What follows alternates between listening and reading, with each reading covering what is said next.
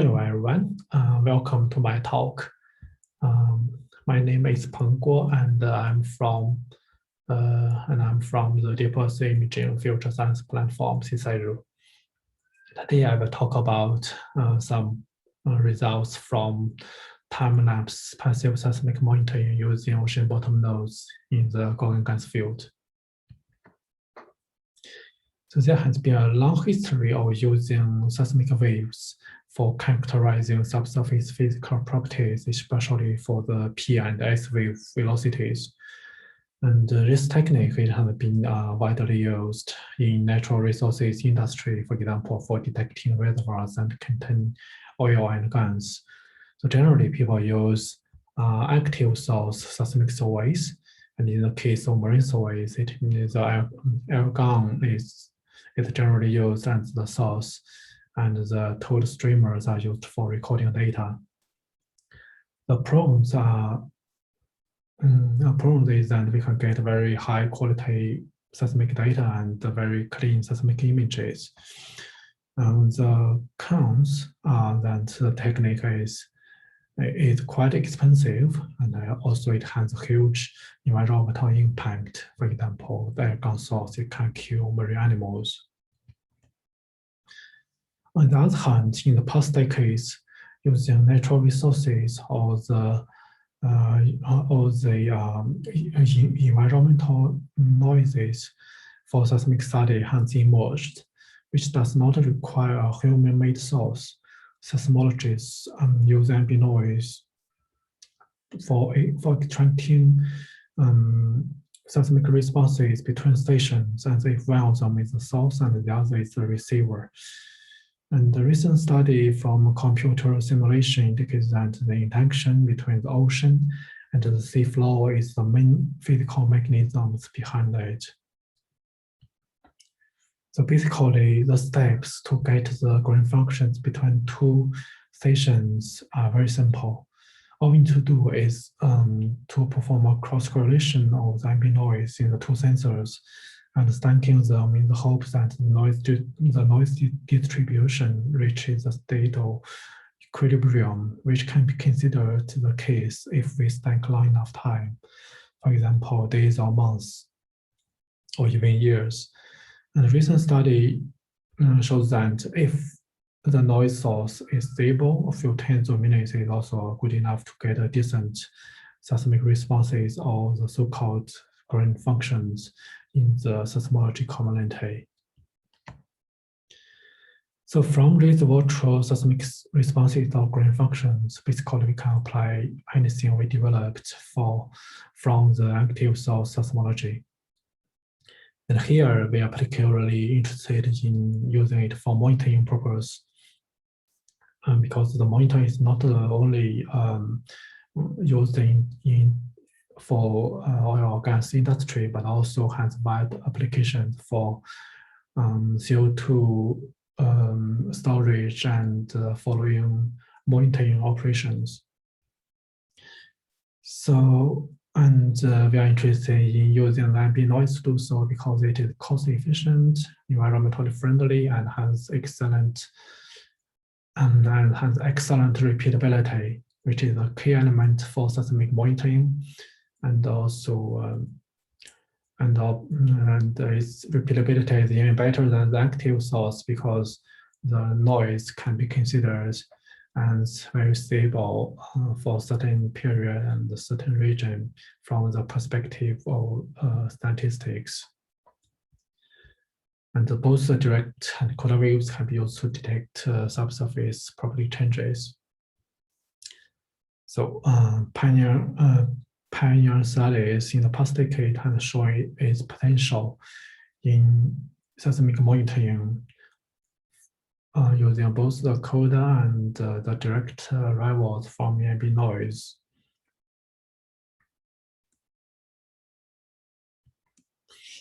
And in this study, we use the ambient noise data from the Gorgon gas field. So we have about 3,000 stations on the sea floor, and with about 400-meter spacing, and the water depth for most of the stations is between 200 to 300 meters. This survey is actually an active source seismic survey for industry, but we are able to find some quiet times during public holidays and or because of logistic issues.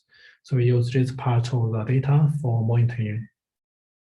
And this survey is also before production, so the velocity changes that we may discover shall not be related to gas production. So first, to get an idea of the data, we applied Fourier transform to the data, and the main frequency is between 0.3 to 1 Hertz. And before we proceed to the cross correlation and monitoring part, we applied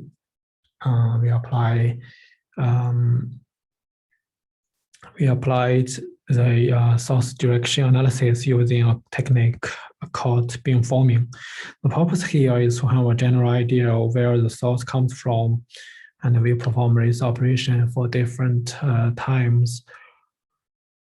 And we find that the noise source are very stable with the dominant direction of southeast perpendicular to the coastal line, which indicates that the noise, the physical mechanism behind the noise is the interaction between the ocean and the seafloor. And this slide shows the virtual Green functions, and we plot them as a function of time and of the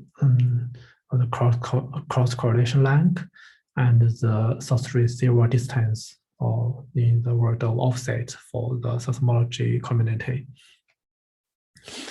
So we interpret this wave as the shortwave wave because first, the seismic stations are located on the seafloor, so which is the interface between the seafloor, seawater, and the solid earth, and so it is an interface wave that we are recorded.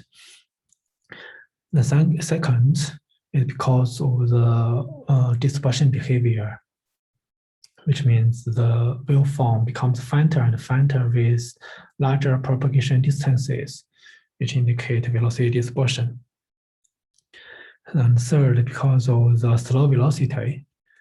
So the average velocity is about 0.25 kilometer per second, which is too slow for P waves, and it is also even very slow for S waves, which indicate the soft seafloor sediments environment. And in this slide, I arranged the data from the station pairs, but from the same station pairs, but different times for 24 hours.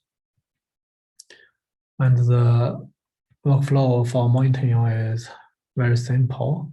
So first, we need to get a reference, which means we stacking the Green functions over a very long time to get it, and then we compare it with seismic traces from different times, and then we project this difference to the velocity changes using the so-called stretching method under the assumption of homogeneous media assumption. And here shows some results for on Julia day 122 line 35464. And the green, so the gray dots, the black dots are the measured velocity changes for different times. So we observe a periodical pattern with the maximum velocity changes being about 1%. And the blue dots shows the average. We also show another 2 days on a different line. It also has this periodical pattern with, but with a different amplitude. So it is also more important to figure out the physical mechanism behind the velocity changes.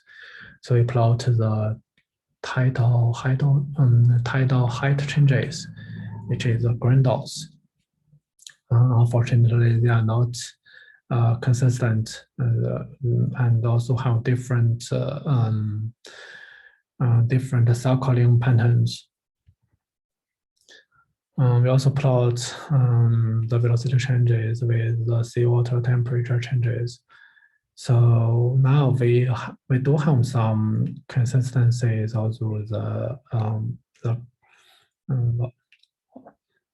correlation is not very high, and also so the physical mechanism behind the velocity changes is still under investigation for this study. To further evaluate our result, we perform static study to demonstrate that the velocity changes we observe is true and not due to some measurement errors in the workflow. So we use elastic field equation in the velocity stress formulations, and we solve this equation using the time domain standard grid finite difference method. The velocity model here, we show the S-wave velocity model, which is obtained from dispersion curve inversion. And the P-wave velocity and density model can be obtained from the S-wave velocity using empirical relations. Here shows the modeled result. You can see the clear pattern of the dispersion for the shortwave wave. The waveform becomes very faint and far offset. So we add 1.5% S-wave velocity perturbation to the model. And here is, and then we apply then we do the simulation and apply the workflow we developed to derive the velocity changes to see if it matches. So the derived velocity changes, most of the offset is about 1.5%. So that indicates that provide demonstration, provide verification for our workflow. And we also test what if there's, we also test the influence of the seawater velocity perturbation to the shortwave behavior. So we add 1.5%, but we only observe a very small velocity changes from the shortwave waves. And this is expected because the seawater velocity perturbation, which is the P-wave velocity perturbation, should only have a very small effect on the shortwave waves. So to summarize, here is the ambient noise. It has a dominant frequency of 1.3 to 1 Hertz and a dominant direction perpendicular to coastline. And also our average velocity of 0.25 km per second. And the velocity of perturbation mostly comes from the seafloor S-wave velocities, but the physical mechanism behind it is still remains mystery. And it could come from different mechanisms from these physical mechanisms, or even others I didn't list it, or maybe a combination effect of all these. But unfortunately, we only have measurements for the tidal heights and the seawater temperatures that I just plotted in the previous slides. So that's it. Thank you.